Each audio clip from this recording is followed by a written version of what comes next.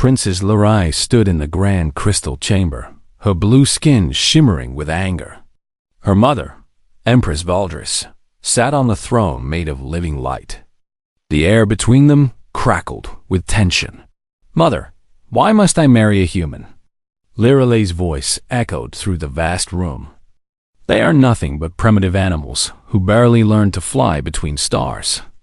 The Empress looked at her daughter with tired eyes. Valdris had ruled the Zephyrian Empire for 3,000 years. She had seen civilizations rise and fall. She knew things her young daughter did not understand yet. "Because we need them," Valdris said simply. "The Void Wraiths have been our enemies for centuries.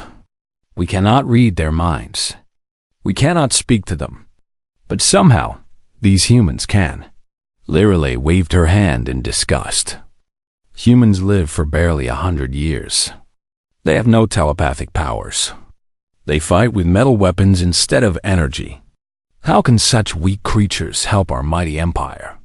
"That is exactly what we must find out," the Empress replied. "Captain Marcus Chun arrives tomorrow. You will meet him and learn about his people. The wedding will happen in 1 month." Liralay's skin turned a deeper shade of blue, showing her anger. In Zephyrian culture, emotions changed their skin color. Right now, she was furious. "I will not marry this beast," she said. "You will," Valdris said firmly. "The survival of our empire depends on this alliance. The Void Wraiths grow stronger every day. They have begun attacking our outer colonies. Only the humans seem able to communicate with them." The next morning came too quickly for Liralay. She wore her finest robes and jewels, wanting to show this human how far beneath her he was. She waited in the diplomatic hall with her guards and advisors. When the doors opened, she expected to see a crude creature in rough clothing. Instead, Captain Marcus Chen walked in wearing a clean military uniform. He was tall with dark hair and brown eyes. His skin was the strange pinkish color that all humans had. What shocked Liralay most was that she could not read his mind at all. Every living being she had ever met had thought she could sense. But this human was like a blank wall.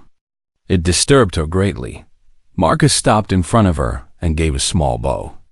It was not the deep bow that other species gave to Zephyrian royalty. This made Liralay even angrier. "Your Highness," Marcus said in perfect Zephyrian language. "I am honored to meet you. You speak our language well for a primitive," Liralay said coldly. Marcus smiled, which confused her. She had just insulted him, but he seemed amused rather than angry. "I have studied your culture for 3 years," he said. "Your people have achieved amazing things.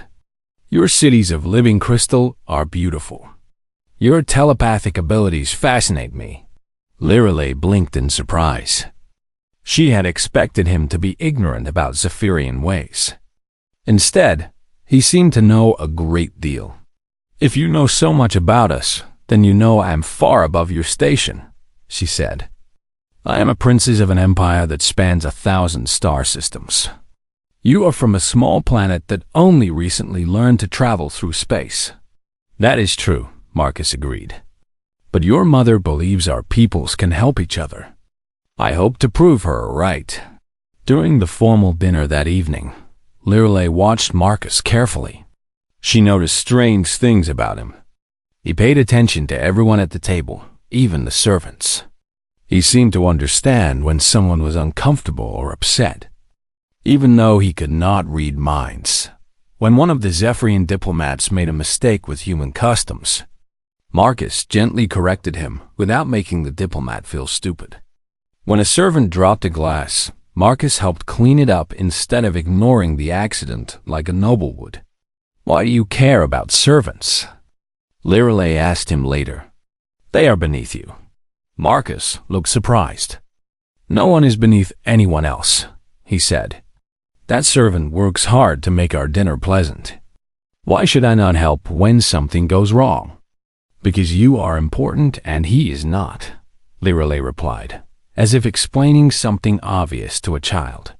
Who decides who's important? Marcus asked. In my culture, we believe all people have value. A servant's work is just as necessary as a king's decisions. This idea confused Lerai.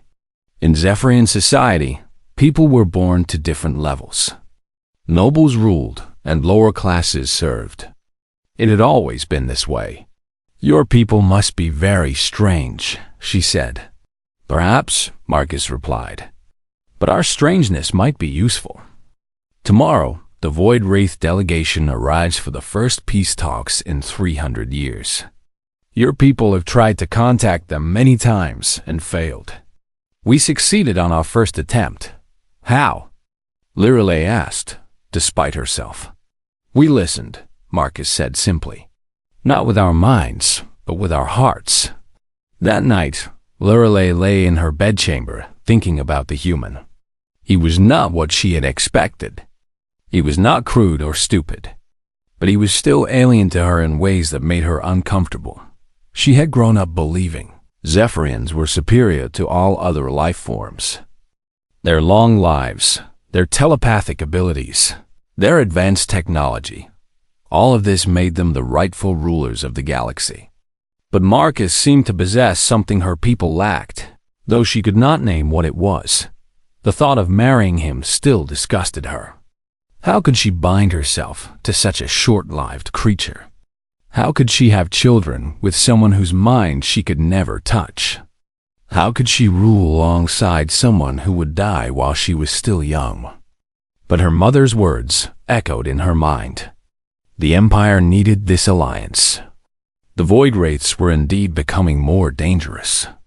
If the humans truly could speak to them, then perhaps this marriage was necessary. Lirelei fell asleep, wondering what tomorrow would bring when she met her first Void Wraith. The morning brought news that made everyone nervous. The Void Wraith ships had arrived at the edge of the star system. These beings had been enemies of the Zephyrian Empire for longer than most could remember. They lived in the dark spaces between stars and attacked without warning. No one had ever successfully talked to them. Lirelei found herself walking through the palace gardens with Marcus.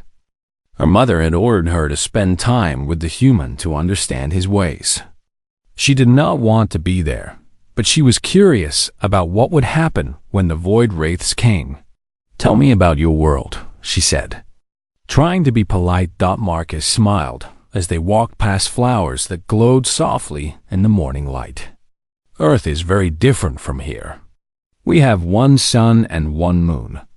Our cities are made of stone and metal, not living crystal like yours. That sounds primitive, Lirelei said. Perhaps, Marcus agreed. But we learn to work together in spite of our differences. On Earth, we have many different types of people. Different colors, different languages, different beliefs. We had to learn to understand each other without reading minds. Lirelei tried to imagine such a thing. All Zephyrians could share thoughts. They never had trouble understanding each other. How do you know what someone is thinking if you cannot read their mind? We watch and listen, Marcus explained. We look at how they stand, how they move their face, how their voice sounds. We pay attention to what they do not say as well as what they do say. That sounds very difficult, Lirelei said. It is, Marcus admitted. But it taught us things that telepathic species never learned. We became very good at reading emotions and understanding feelings. As they talked, Lirelei began to notice that Marcus did indeed seem to know things about people without reading their minds. When a guard walked past looking tired, Marcus asked if the man needed rest. When a servant seemed worried about something, Marcus noticed and asked if everything was all right. How do you know these things? Lirelei asked. The guard has dark circles under his eyes and walks slowly, Marcus explained. The servant keeps looking toward the communication tower where bad news usually comes from. These are small signs, but they tell a story. We would simply read their minds, Lirelei said. Yes, but what if you could not? Marcus asked. What if their minds were close to you? How would you understand them then? Before Lirelei could answer, alarms began ringing throughout the palace. The Void Wraiths had entered the inner system. They would arrive at the planet in a few hours, the throne room filled with Zephian officials and military officers. Everyone looked nervous. The Void Wraiths had never come this close to the capital world before. Some wanted to attack immediately. Others wanted to flee. "We will meet with them as planned," Empress Valdris announced. "Captain Chen, are your people ready?" "Yes, Your Majesty," Marcus replied. "But I need everyone to understand something important. The Void Wraiths are not evil. They are afraid and alone. They attack because they cannot communicate with anyone. Today, we will try to change that." General Fax, the head of the Zephyrian military, laughed harshly. "These creatures have destroyed our colonies and killed our people. How can you say they are not evil?" "Because fear makes people do terrible things," Marcus said calmly.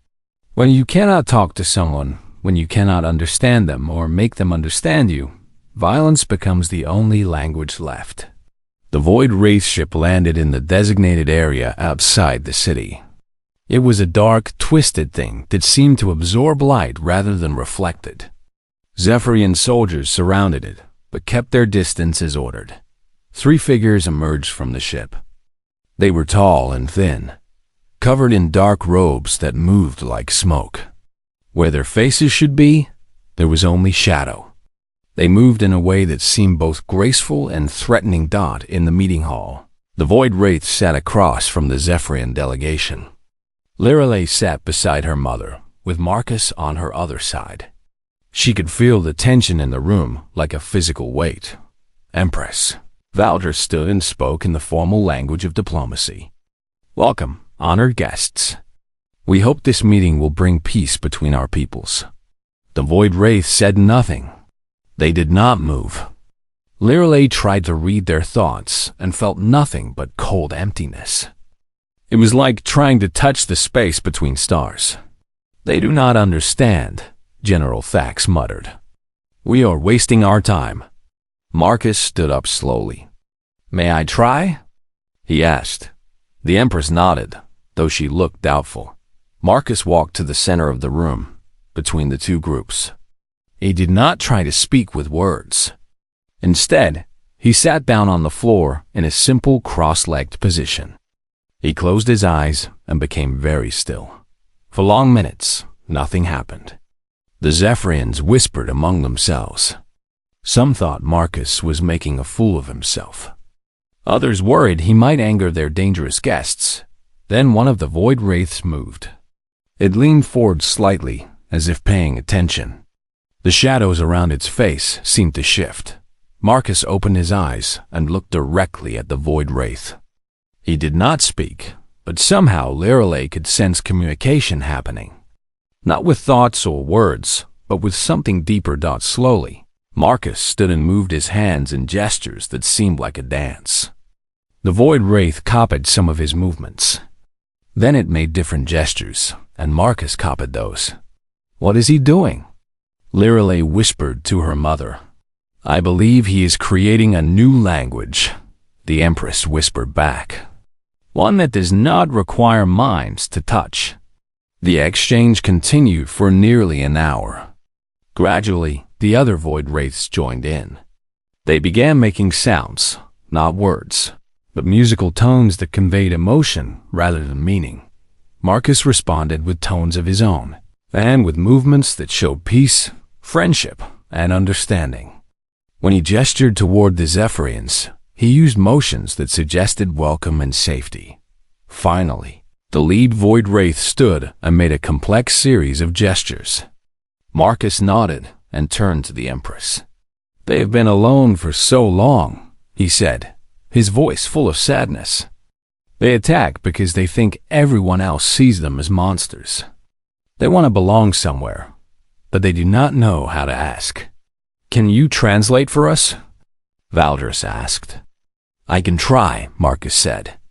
"But this will take time. We are building trust as much as we are building language." As Lirelei watched Marcus work with the Void Wraiths, she began to understand something that frightened her. Everything she had believed about humans being primitive was wrong. They were not weak or stupid. They simply had different strengths than her people. The humans had learned to understand others without telepathy.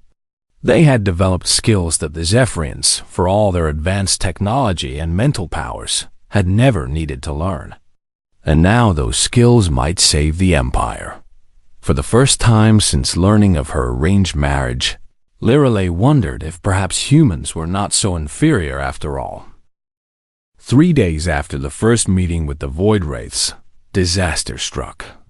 The alien delegation suddenly packed their belongings and prepared to leave.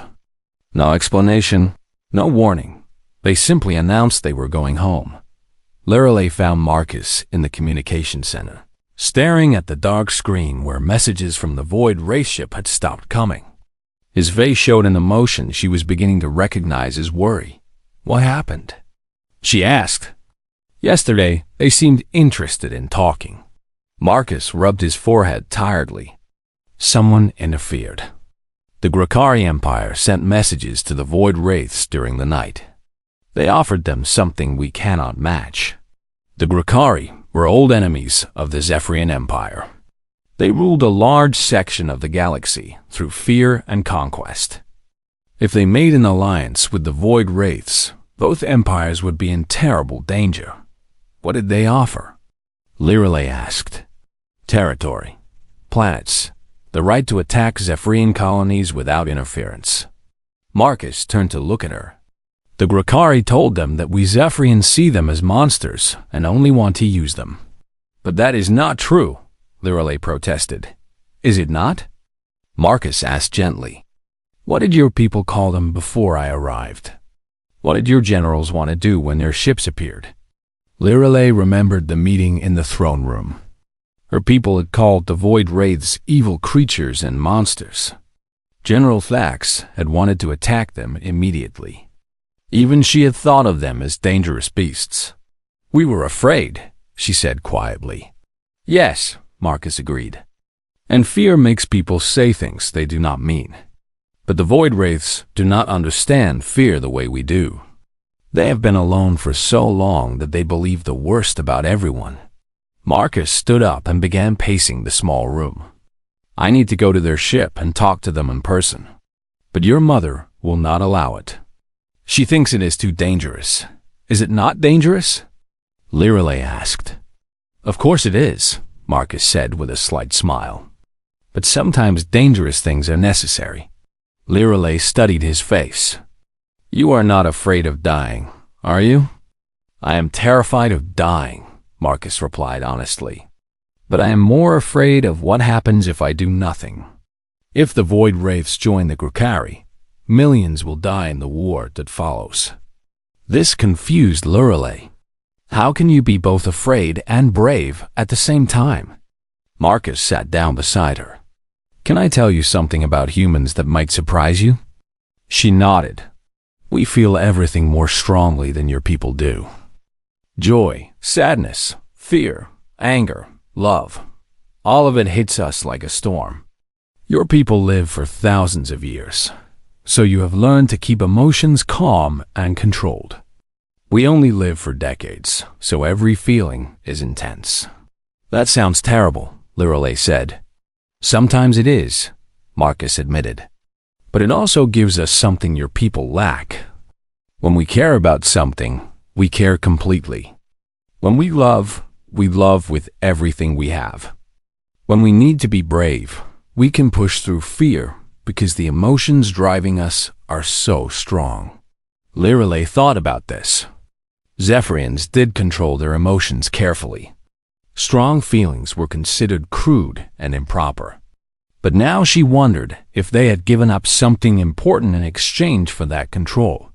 There is something else, Marcus continued. My people learned to work together because we had to. On Earth, we have many different groups who do not always get along. Different skin colors, different languages, different beliefs about the universe. We could have spent all our time fighting each other. Why did you not? Lirelei asked. because we discovered that our differences made us stronger. Someone who thinks differently can solve problems you cannot solve. Someone who grew up in a different place can see things you cannot see. We learned that the best way to survive was to bring different kinds of people together. This was a new idea for Lirale. Zephyrian society was very uniform. Everyone thought in similar ways and shared similar values. Differences were discouraged. So when we met other species in space, Marcus said, we already knew how to find common ground with people who were completely unlike us. We had been doing it for thousands of years. But the other species are so different, Lirale protested. How can you understand creatures like the Void Wraiths? The same way I learned to understand you, Marcus said with a smile. By watching, listening, and remembering that under all the differences, most people want the same basic things. What things? Safety, friendship, a place to belong, respect from others. The Void Wraiths want these things too. They just do not know how to ask for them. That afternoon, Marcus convinced the Empress to let him try a new approach. Instead of formal meetings in the throne room, he suggested a cultural exchange. He invited the Void Wraiths to see parts of Zephyrian life, while sharing aspects of human culture with them. Culture? General Thax objected. We are trying to prevent a war, not plan a festival. Sometimes they are the same thing, Marcus replied. Wars often start because people do not understand each other. If we can help the Void Wraiths understand us, and help us understand them, maybe we can avoid fighting. The first cultural exchange took place in the palace gardens. Marcus brought recordings of human music, pictures of Earth, and samples of human food. The Zephyrians shared their art made of living light and their history crystals that showed memories. The Void Wraiths seemed fascinated by everything. They spent a long time studying the human photographs, especially pictures of different types of people working together. They listened to human music with what seemed like wonder. When Marcus shared a recording of a human child laughing, one of the Void Wraiths made a sound that might have been crying. Through gestures and the simple language they were building, the creature explained that they had not heard joyful sounds in so long they had almost forgotten what happiness was. They are not monsters, Lirale whispered to her mother as they watched the exchange. They are just lonely. Yes, Empress Valdris replied. And Captain Chun seems to understand loneliness in a way we do not. As the day continued, more Zephyrians joined the gathering. At first they came out of curiosity, but soon they began participating. Children offered flowers to the Void Wraiths. Artists showed them how to shape light into beautiful forms. Musicians played gentle melodies. By evening, the Void Wraiths had agreed to continue the peace talks. They also asked if they could bring more of their people to the next cultural exchange. How did you know this would work? Lirale asked Marcus later. Because it works with humans, he said. When people spend time together in peaceful ways, they stop seeing each other as enemies. They start seeing each other as individuals with feelings and dreams. Is that why you are not afraid of marrying me? Lirale asked suddenly. Because you see me as an individual instead of an alien princess. Marcus looked surprised by the question. I have been afraid of marrying you, he said honestly. Not because you are alien, but because I thought you hated me. I did hate you, Lirale admitted. I thought you were beneath me. And now? Lirale considered this carefully. Now I think you might be the most intelligent person I have ever met. You just use a different kind of intelligence than mine. Marcus smiled. Maybe that is why this marriage could work. Not because we are the same, but because we are different in ways that help each other. For the first time since learning of the arranged marriage, Lirale found herself wondering what it might be like to truly know this strange, emotional, short-lived human who seemed to understand the hearts of creatures she could not even read with her mind. The wedding preparations had begun in earnest. Lirale stood in her chambers while servants fitted her with robes. made of crystalline threads that caught light like trapped stars. 3 days remained until the ceremony that would bind her to the human captain. She found herself thinking about Marcus more often now, not with the disgust she had felt at first, but with curiosity and something that might have been respect. He continued to work with the Void Wraiths daily, building bridges between their species and hers. The sound of alarms shattered the peaceful morning. Lyreley ran to the window and saw ships falling from the sky like dark rain. But these were not the elegant vessels of the Void Wraith delegation. These ships were crude and angular, marked with the symbols of a Void Wraith faction that opposed peace. "Your Highness!" A guard burst into the room. "You must come to the command center immediately. We are under attack." The command center buzzed with frantic activity. Zephyrian officers coordinated defenses while screens showed the battle unfolding above the planet. The attackers were not just Void Wraiths. Grokkari warships flew beside them, along with vessels from other species that opposed the peace talks. "How many?" Empress Valdris demanded. 50 ships, maybe more," General Thax reported. "They hit our orbital defenses first. Several enemy landing craft have reached the surface." "Where's Captain Chun?" the Empress asked. "Here, Your Majesty." Marcus entered the command center wearing battle armor instead of his usual diplomatic uniform. "My people are ready to help defend the city." "You only brought one small ship," General Thax said dismissively. "What can a few humans do against this force?" "We can coordinate between your telepathic forces and the non-telepathic species in your alliance," Marcus replied calmly. "Many of your allies cannot join your mental battle network. We can serve as translators and organizers." Before anyone could respond, explosions rocked the palace. Enemy troops had broken through the outer defenses. "All units to defensive positions." General Thax ordered through the telepathic network that connected Zephyrian minds, but chaos erupted when it became clear that many of their allies could not receive telepathic commands. Drolaxian soldiers, Helix merchants, and other non-telepathic species that had come for the wedding found themselves cut off from the defense. Coordination. Marcus immediately took action. Lieutenant Rodriguez set up communication links with all non-telepathic allied forces. Sergeant Kim, coordinate with Zephyrian units to create mixed teams. "Everyone else, with me." Lyreley watched in amazement as Marcus began organizing the defense in a completely different way than her people would have done. Instead of relying on telepathic coordination, he used voice communication, hand signals, and runners to carry messages. "General Thax," Marcus called out, "your telepathic network is being jammed in sectors 7 and 12. The enemy has devices that block mental communication." "Impossible," Thax replied.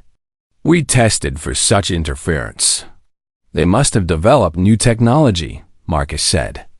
"But we can work around it. Physical communication cannot be jammed the same way." As the battle raged, Lyreley saw something remarkable happening. Marcus moved through the command center like a conductor leading an orchestra. He noticed when Zephyrian officers became frustrated because they could not reach their troops telepathically. He saw when Drolaxian soldiers felt confused because they could not understand Zephyrian battle tactics. Each time, he found solutions. He paired telepathic Zephyrians with non-telepathic allies so they could work together. He created simple signal systems that any species could understand. Most importantly, he seemed to know exactly what each person needed before they asked. "How does he do that?" Lyreley asked her mother.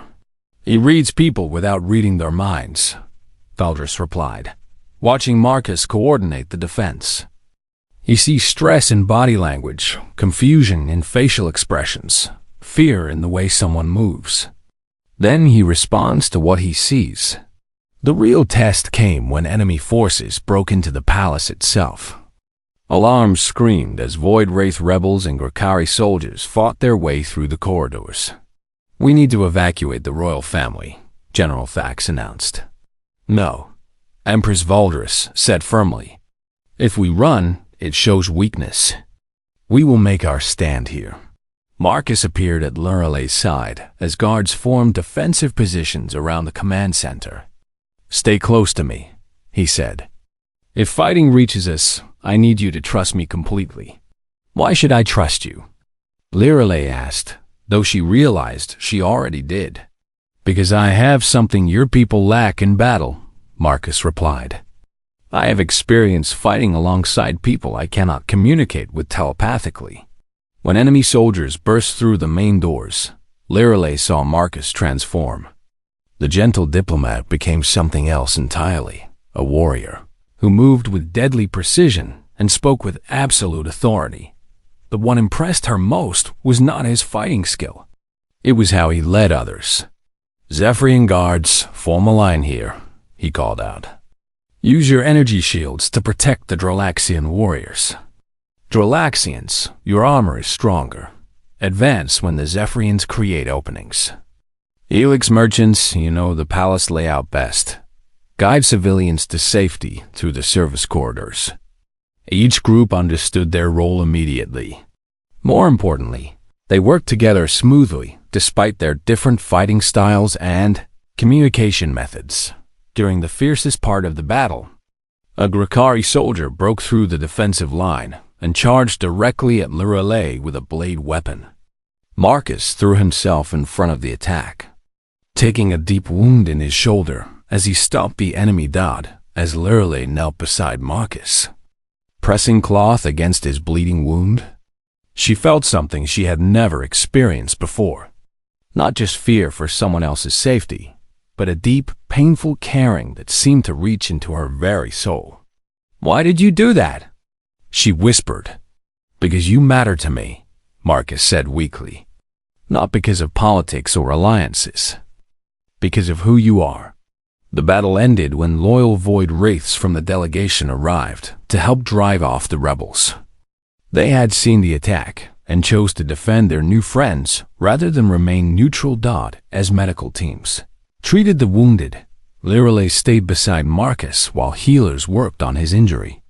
She watched him continue to coordinate relief efforts even while bleeding and in pain. You saved more than just my life today, she told him. You saved this entire alliance. Without your ability to organize everyone together, we would have lost. Marcus smiled tiredly. That is what humans do best. We bring different people together and help them work as one. Is that why the Void Wraiths chose to help us? Lorelai asked. Because they saw how you treated everyone equally? Partly, Marcus replied. They saw that we really meant it when we said we wanted them as friends, not just allies. Actions speak louder than words, especially to people who have been betrayed before. As Lorelai held Marcus's hand while he rested, she realized that something fundamental had changed inside her. She was no longer thinking about this marriage as a political necessity that she had to endure. She was thinking about it as a chance to build something beautiful, with someone who understood parts of life that she was only beginning to discover. Marcus, she said softly. Yes? When we get married, will you teach me to see people the way you do? Marcus squeezed her hand gently. If you will teach me to understand the deeper thoughts that come with telepathic wisdom. Yes, Lorelai said, and meant it completely. I think we have much to learn from each other. The wedding day arrived with gentle sunlight streaming through the crystal walls of the great cathedral.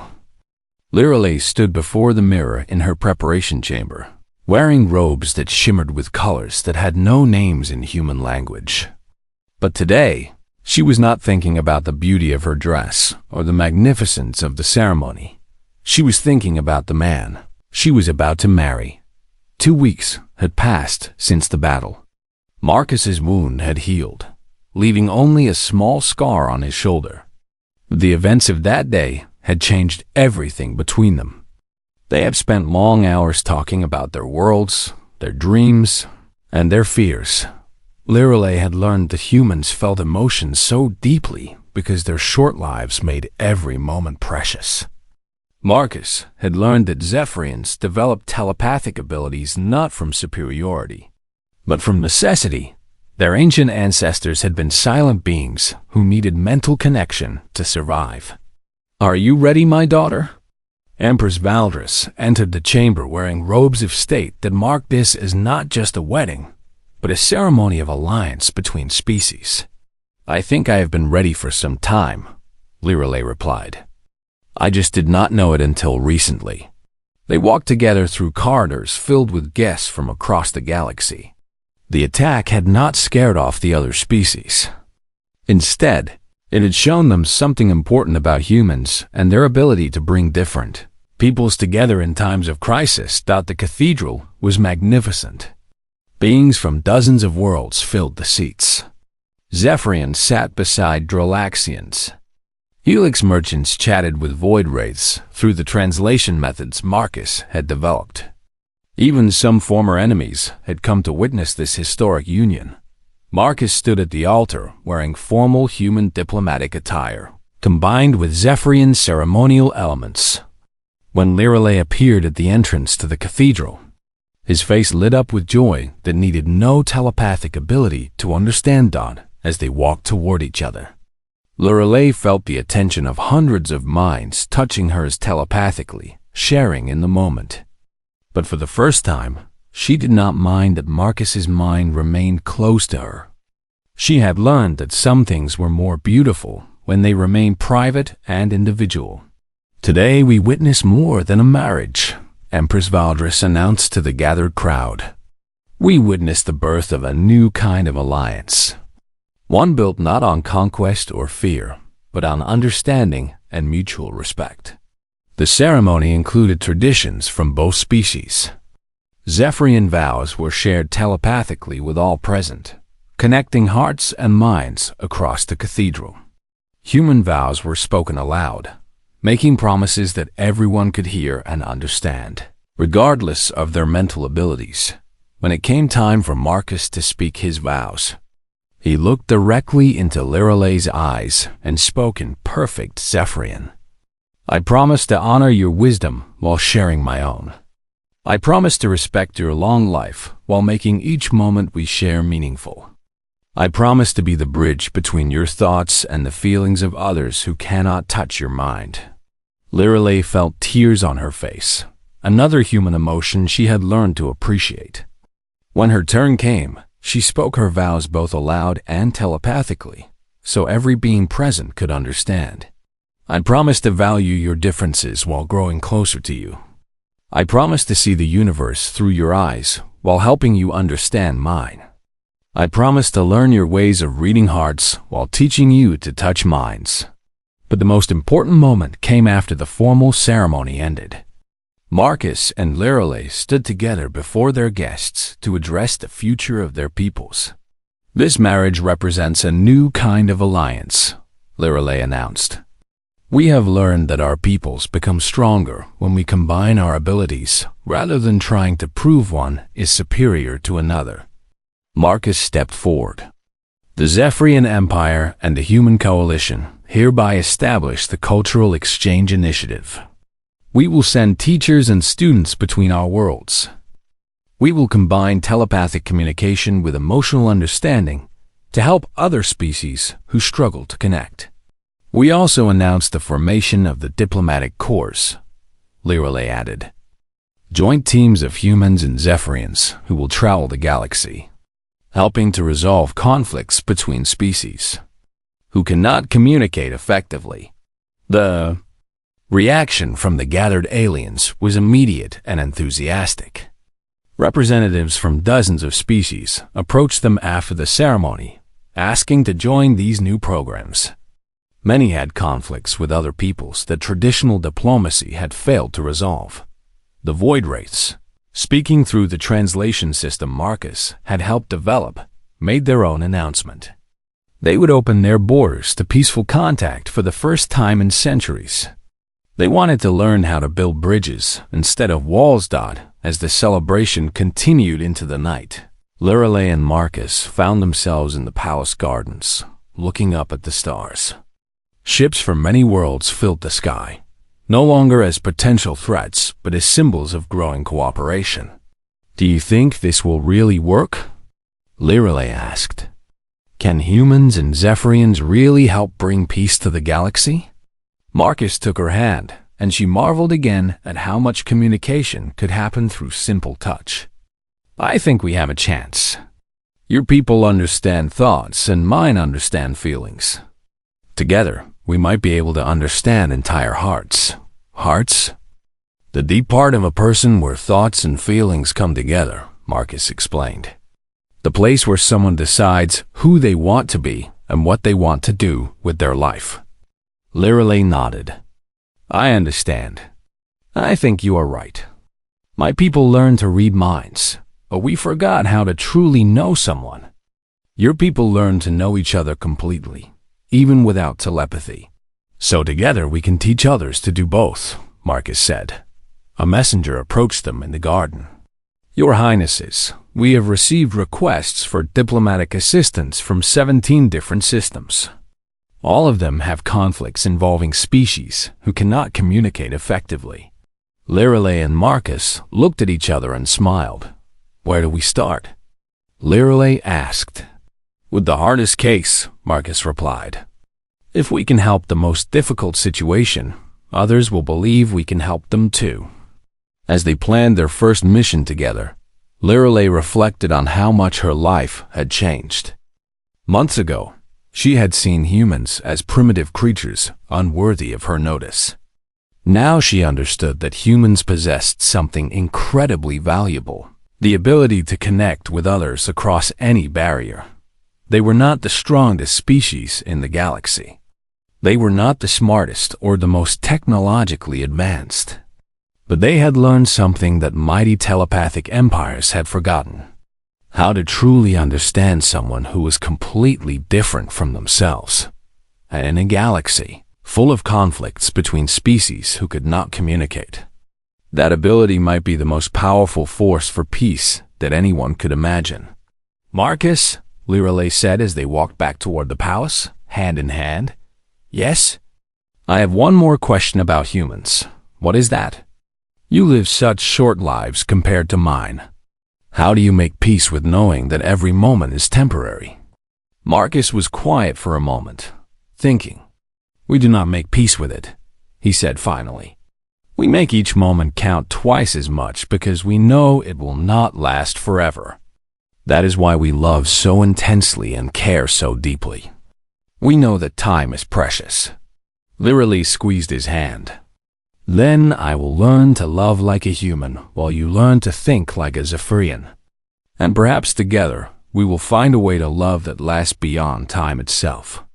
As they entered the palace as husband and wife, the stars above shone down on a galaxy that had begun to discover new ways to understand itself. The age of human bridge builders had begun.